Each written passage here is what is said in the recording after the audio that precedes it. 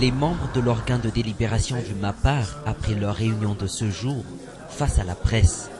Groupe de partis politiques majoritaires à l'Assemblée nationale, le MAPAR se base sur le dernier avis de la Haute Cour constitutionnelle, interprétant l'article 54 de la Constitution pour présenter demain à Yavlou le nom du futur Premier ministre.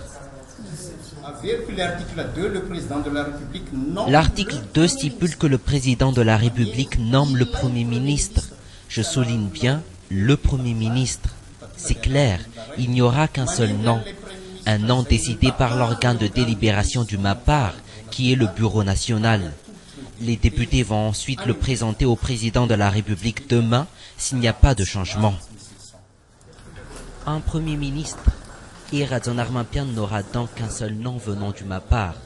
Un nom que ce dernier s'est refusé de dévoiler à la presse ce jour, réservant ainsi l'honneur de le connaître au président de la République.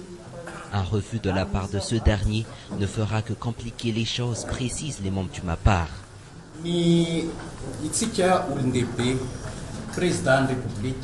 Chacun est responsable de ses actes et c'est ce qu'il fait, aussi bien le président de la République que les candidats du MAPAR.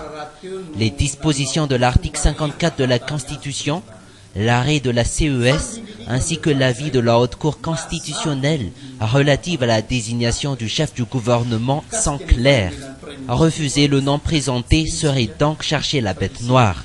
Mais nous sommes sûrs que personne ne veut cela. Demain, l'équipe présidentielle convoquera les lieutenants du MAPAR pour une séance de travail. Sera à l'ordre du jour la question sur la nomination du Premier ministre. Hier, en marge de la cérémonie de remise de drapeaux pour les généraux fraîchement promus, Iradjon Armampian a déjà dressé le profil de celui qui sera son chef de gouvernement. Ce Premier ministre aura comme mission d'exécuter la politique générale de l'État, entre autres la tenue d'une réconciliation, le développement économique.